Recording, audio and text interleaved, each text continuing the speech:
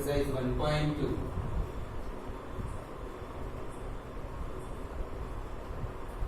Example number 7 no second part. F from R to R. fx is equal to 1 plus x square द्वारा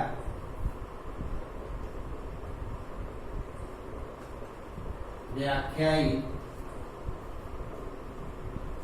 વિધેય છે અને આપણે એક એક અને વ્યાપ્ત અને જવાબનું સમર્થન કરવાનું છે.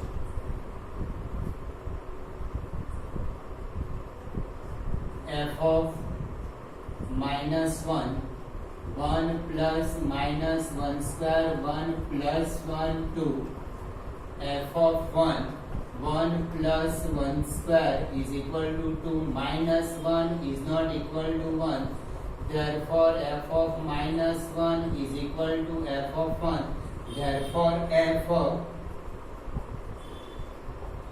એક નથી.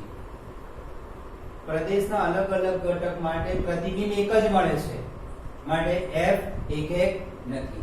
હવે વ્યાપ્ત માટે x is equal to 0 લેશો તો 1 મળશે. x is equal to -1/2 લેશો તમે તો 1 plus 1/4 એટલે 5/4 મળશે. એટલે ઋણ સંખ્યાઓ તો એક તો આવશે જ નહીં, સાથે સાથે આવું થશે વિસ્તાર 1 plus x square greater than or equal to 1 આવશે. એટલે આનો વિસ્તાર close open 1 to infinity is not equal to r સપ્રદેશ. એનો વિસ્તાર અને સપ્રદેશ સમાન નહીં આવે, therefore f વ્યાપ્ત વિધેય નથી.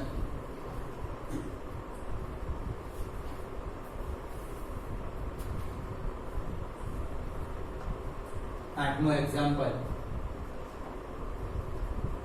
a અને b આપેલ ગણ છે.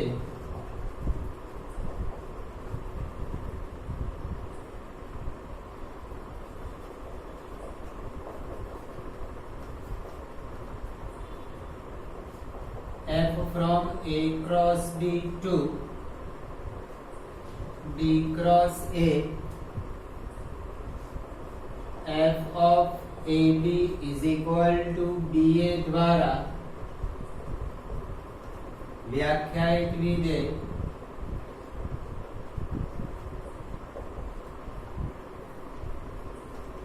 એક અને વ્યાપ્ત છે તેમ સાબિત કરો.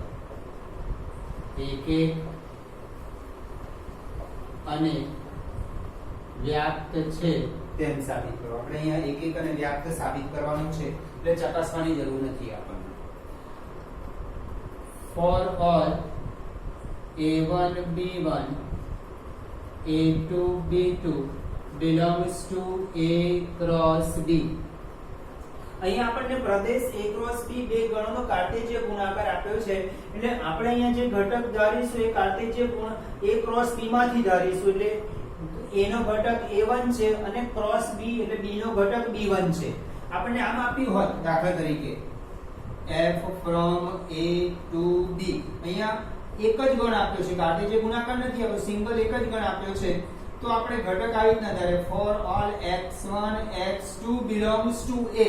અહીંયા આગળ તમને પ્રદેશ આપણને કાર્ટેશિય ગુણાકારના સ્વરૂપમાં આપ્યું છે, એટલે ક્રમયુક્ત જોડ આપણે આ રીતે ધારવી પડે પ્રદેશમાંથી.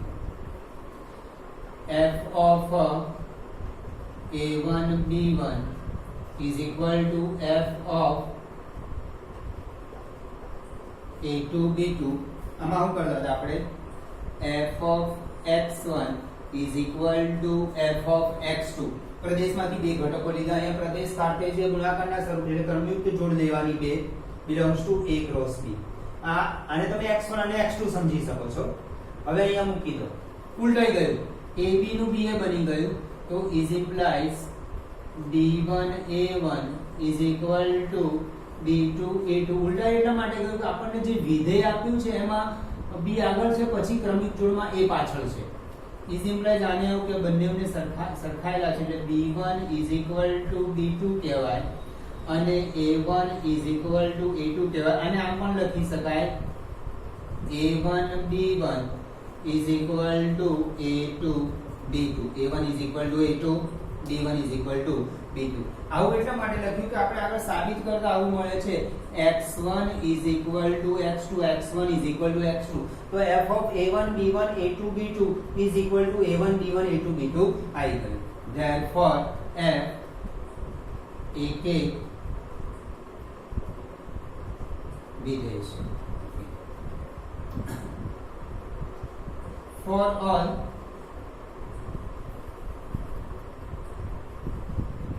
BA belongs to B cross A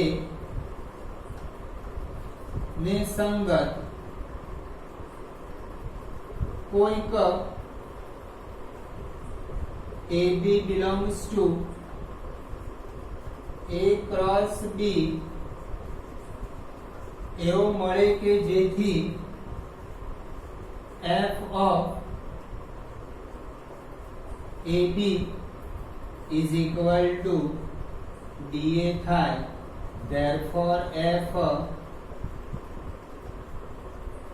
વ્યાપ્ત વિધેય છે. આપણે વ્યાપ્તની વ્યાખ્યા આવી છે.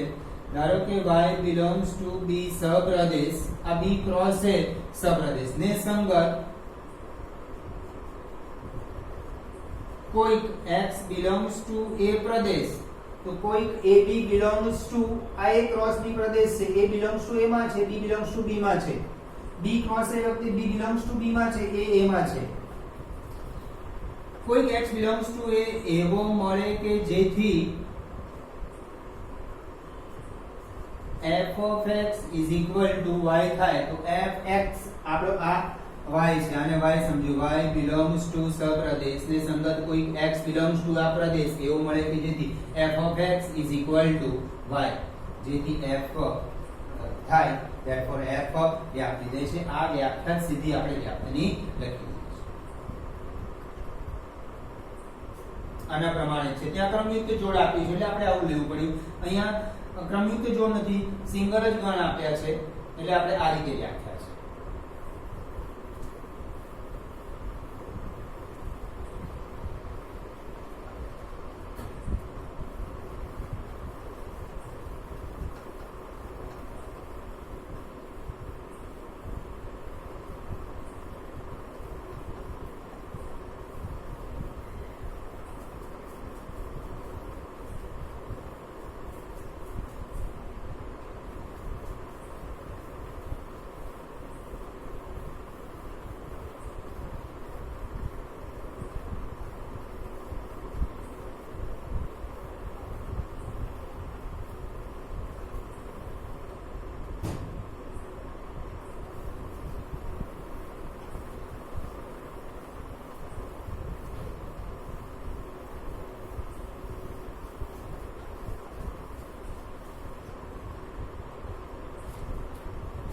નવમું એક્ઝામ્પલ.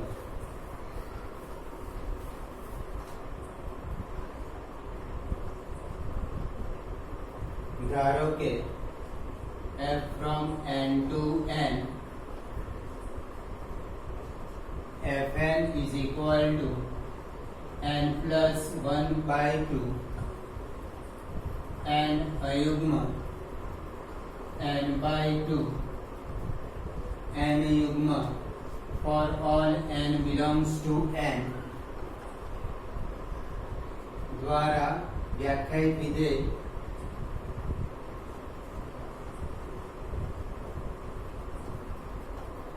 આપેલ છે. વિધેય f એક એક છે કે નહીં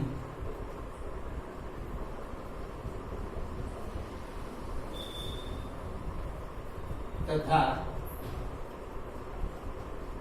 વ્યાપ્ત છે કે નહીં તે નિશ્ચિત કરો. તમારા જવાબનું સમર્થન કરો.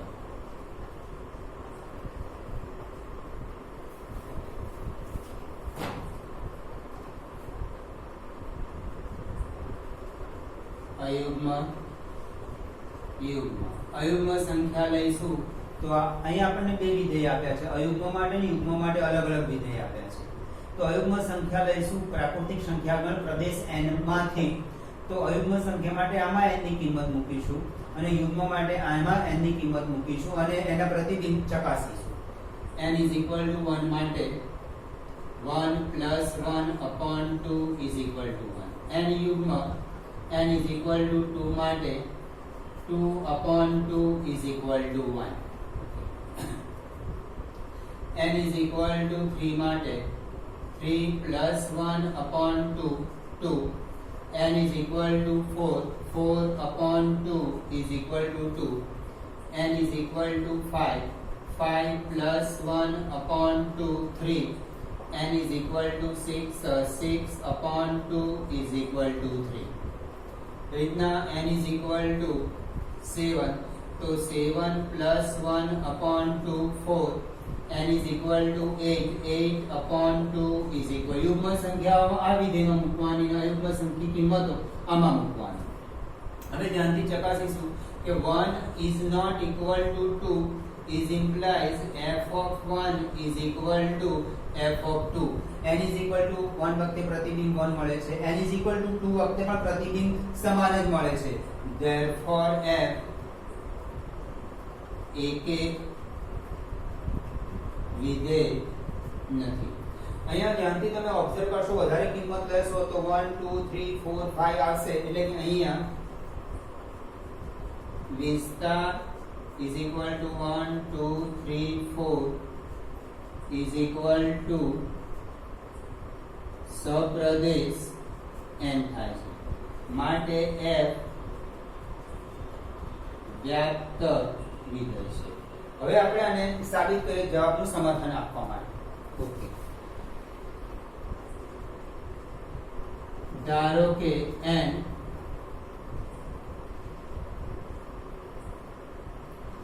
અયુગ્મ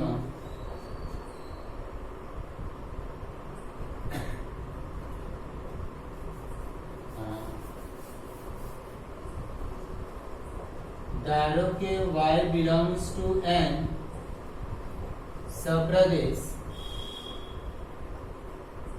n અયુગ્મ y is equal to n plus 1 upon 2. જેવી રીતે આગળના એક્ઝામ્પલમાં આપણે x શોધતા હતા આમાં n શોધી કાઢીએ. 2y is equal to n plus 1.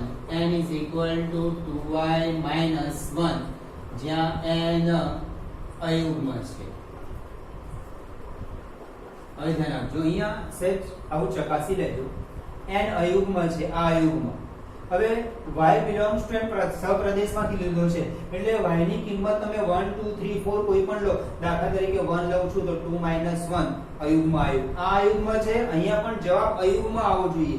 2 લઉં છું તો 2 * 2 4 - 1 3 3 અયુગ્મ આવ્યું. અયુગ્મ બરાબર અયુગ્મ થવું જોઈએ. અહીંયા y ની કિંમત આપણે સપ્રદેશમાંથી લઈએ છીએ અને સપ્રદેશ પ્રાકૃતિક સંખ્યાગણ n છે એટલે y ની કિંમત 1 2 3 4 5 મૂકશો તો આ ભાગ અયુગ્મ બનશે અને આ તો n અયુગ્મ છે જ, તો અયુગ્મ બરાબર અયુગ્મની સરખામણી થવી જોઈએ. therefore f of n એટલે 2y minus 1 આ વિધેયમાં n ની જગ્યાએ 2y minus 1 મૂકીએ પણ આ વિધેયમાં મૂકીશું આપણે 2y minus 1 plus 1 upon 2. 1 minus 1 plus 1 cancel, 2 2 cancel is equal to. આપણે વ્યાપ્ત વિધેયની વ્યાખ્યામાં f of x is equal to y. અહીંયા x માં વિધેય નથી, n માં વિધેય છે એટલે f of n is equal to y સાબિત થયું. therefore f વ્યાપ્ત વિધેય છે. હવે n યુગ્મ માટે y is equal to y belongs to n માટે જ આપણે n યુગ્મ લઈએ છીએ. y is equal to n by 2. n is equal to 2y. y belongs to n સપ્રદેશ છે. y is equal to 1 લઈએ તો 2 બનશે. n યુગ્મ છે, યુગ્મ બરાબર યુગ્મ થવું જોઈએ. અહીંયા y ની કિંમત સપ્રદેશમાંથી 1 2 3 4 લેશો 1 લીધા તો 2 બન્યા 2 લીધા તો 4 બનશે એટલે યુગ્મ બરાબર યુગ્મની સરખામણી થવી જોઈએ અહીંયા અયુગ્મ આવે ને અહીંયા યુગ્મ આવે તો એ શક્ય નથી therefore f of n is equal to f of 2y વિધેય f માં n ની જગ્યાએ 2y મૂકો તો આ વિધેયમાં મૂકવાનું કારણ કે આપણે n/2 લીધું છે એટલે 2y upon 2 is equal to y therefore f વ્યાપ્ત વિધેય છે for all y belongs to n સપ્રદેશ ને સંગત કોઈક n belongs to n પ્રદેશ એવો મળે કે જેથી f of n is equal to y થાય therefore f વ્યાપ્ત વિધેય છે આ કશું નથી ફક્ત વ્યાપ્ત વિધેયની વ્યાખ્યા જ લખી છે ઘણા બધા એક્ઝામ્પલમાં આપણે આ વ્યાખ્યા લખેલી છે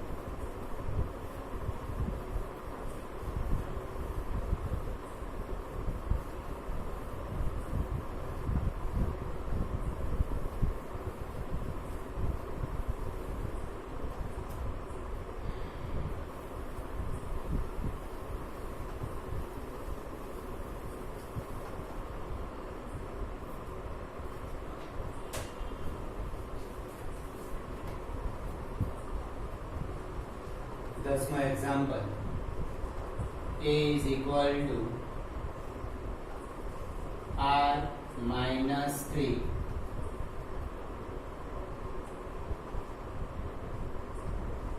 b is equal to r minus 1 fx is equal to x minus 2 upon x minus 3 દ્વારા વ્યાખ્યાયિત વિધેય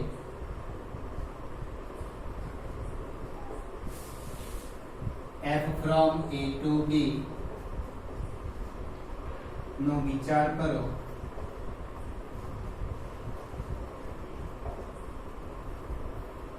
શું f એક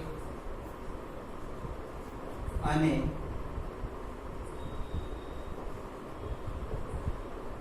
વ્યાપ્ત વિધેય છે તમારા જવાબનું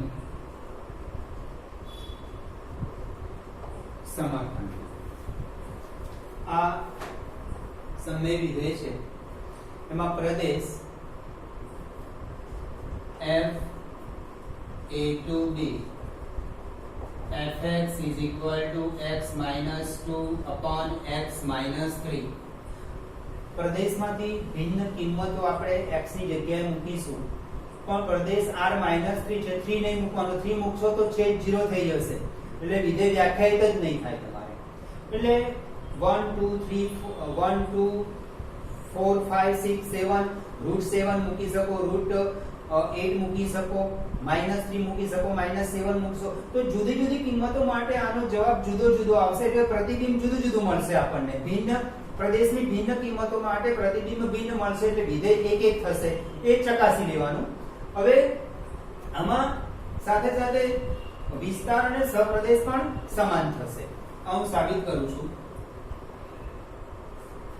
f of for all x1 x2 belongs to a f of x1 is equal to f of x2 x ની જગ્યાએ x1 મૂકી દો x1 minus 2 upon x1 minus 3 x2 minus 2 upon x2 minus 3, x1 minus 2 into x2 minus 3, x1 minus 3 into x2 minus 2 is implies x1 x2 minus 3x1 minus 2x2 plus 6, x1 x2 minus 2x1 minus 3x2 plus 6, x1 x2 cancel plus 6 minus 6 cancel, x1 वाली term एक side लाई दो એટલે -3 plus 2x1 minus x1 minus 3x2 plus 2x2 એટલે minus x2 is implies x1 is equal to x2. Therefore f એક વિધેય છે. પ્રદેશમાંથી ભિન્ન કિંમત મૂકશો તો આપણને ભિન્ન પ્રતિબિંબ મળશે. એ જાતે ચકાસી લેવું. આ એની સાબિતી બતાવી દીધી. હવે વ્યાપ્ત માટે ધારો કે y belongs to r minus 1 સપ્રદેશ fx એને y પણ કહેવાય. આના બરાબર y લખી દઈએ. y is equal to x minus 2 upon x minus 3. આનું સાદું રૂપ આપીને આપણે x ની કિંમત શોધીએ તો y into x minus 3 is equal to x minus 2, xy minus 3y is equal to x minus 2, xy minus x is equal to 3y minus 2x common, y minus 1 is equal to 3y minus 2, x is equal to 3y minus 2 upon y minus 1. પ્રદેશમાંથી y belongs to r minus 1 લઈએ એટલે y ની કોઈ પણ કિંમત લઈએ 1 નહીં લેવાય. 1 લેશો તો x ન મળે તમને. છેદ 0 થઈ જાય. x બરાબર અવ્યાખ્યાયિત થઈ જાય. બરાબર? આ x ની કિંમત આપણા પ્રદેશમાં આવી જોઈએ. તમે કોઈ પણ કિંમત લો છો, દાખલા તરીકે y is equal to 0 લો તો -2 upon -1 x is equal to 2 બન્યું. x is equal to 2 પ્રદેશમાં આવવાનું છે. r - 3 પ્રદેશમાં. બરાબર? હવે આપણે f of x is equal to x ની કિંમત 3y minus 2 upon y minus 1. f of x ની કિંમત. હવે એવું બન્યું કે f of 3y minus 2 upon y minus, એટલે વિધેયમાં x ની જગ્યાએ 3y minus 2 upon y minus 1 મૂકી દો. વિધેય આ રહ્યું. x ની જગ્યાએ y minus 3y minus 2 upon y minus 1. તો 3y minus 2 upon y minus 1 minus 2. અહીંયા x ની જગ્યાએ 3y minus 2 upon y minus 1 minus 3. 3y minus 2 minus 2 into y minus 1 લસા. 3y minus 2 minus 3 into y minus 1 is equal to 3y minus 2 minus 2y plus 2. 3y minus 2 minus 3y minus 2 minus 3 minus plus 3. Okay. 2 cancel. 3y cancel. એટલે 3y minus y minus 2 plus 3 upon 1 fx is equal to y આવી ગયું. Therefore, for all y belongs to r minus 1 ને સંગત કોઈક x belongs to r minus 3 એવો મળે કે જેથી f of x is equal to y થાય. Therefore f